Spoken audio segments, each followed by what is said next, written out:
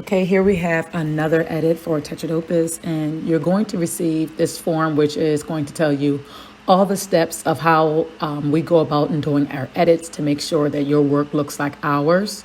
It is important that you have all the presets and actions that we use in order to make sure your work look like ours. So you start always in Lightroom. And once you get into Lightroom, you're going to make sure you have all of your photos. It's usually 25 to 30 photos. And you're going to want to add your preset, which is called Before PS. So I just clicked it. And then I'm going to go to lens correction and make sure both of these boxes are checked. And then I'm going to make sure the white balance looks correct. And the instructions will tell you around where you need to put your white balance as far as temperature and tint is concerned. After I've got that situated, which is usually around 6,000 and then 0, then I'm going to go in and select all of the images. I'm just going to hit Control All. And as you can see, I selected all of the images and I'm going to sync it. And I'm going to sync those settings across all of the photos so that all of them have that preset with both boxes checked. And then let's start with the very first edit. So after you've done that, you want to then crop your image. And then you want to make sure you fix the basics tab. So I'm going to take down some of this highlights a little bit so that you can really see the stone. It's important that you get as much of the building as possible because they loved it. All of the images will most likely need to be leveled, and then you need to crop as necessary. I like to keep my subject centered. And then as you can see here, I'm going to keep those two lamps inside the photo because she wants to really get the building. Keep my subject centered. And then you're going to have to erase some objects too inside of the photo, like that chain that was hanging. And then I'm going to move forward and just show you what I did for each one. Feel free to press pause if I go too fast, but I'm just showing you what the crop was like, what the basics tab should be. Again, press pause for each photo if you need to make sure yours matches with mine. Again, I'm just going in to show you what the crop looked like and the leveling, and then what I have in the basics tab. Now, she does have dark circles underneath her arms due to the pregnancy, so you need to go in and make sure you remove all that darkness. And the little girl has darkness around her mouth. I don't know how good you can see that. Let's zoom in a little bit. See, around her lips, she has darkness, like as if she licked her lips. That needs to be removed as well during the retouching. Removing that darkness, cropping the image, making sure that that white balance is right, and the basics tab. Again, just going fast. The little girl's in the bottom right-hand corner. She needs to be removed out of the photo. And then again, moving on.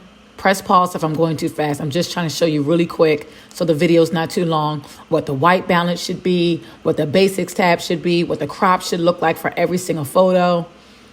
You get it, okay?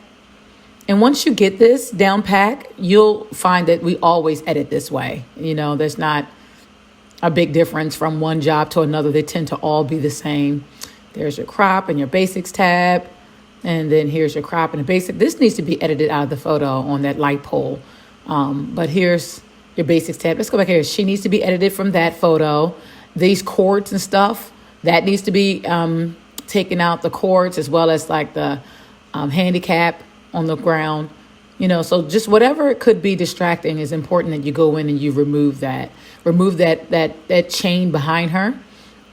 Okay. Again, same thing. Making sure you get the crop and the leveling. Making sure the white balance and the basics tab. Erase that lady's arm that's helping her with the little two. You get it. We're just going to fly right through this.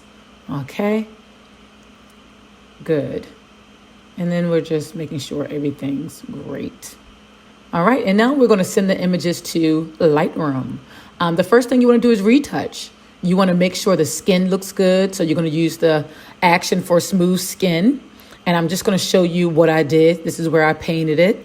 It's currently at 100% to make sure that it's nice and strong on her arm and face and stuff. And then I duplicated it and I did it in this particular area. And this is around like 40%. So each one is different. You know, do what you feel is necessary to make sure the client looks real. You want to make sure the client looks flawless. The woman needs to look flawless and the baby girl needs to look flawless. The man and the woman and the son they want to look more masculine, so you don't want to do too much. And then here's the brightened baby browns. You want to make sure you always do this to their eyes. See the with and without, the difference that it makes if you paint their eyes. And then also changing the opacity. Here, you're going to do the teeth whitening. This is what it looked like before and after.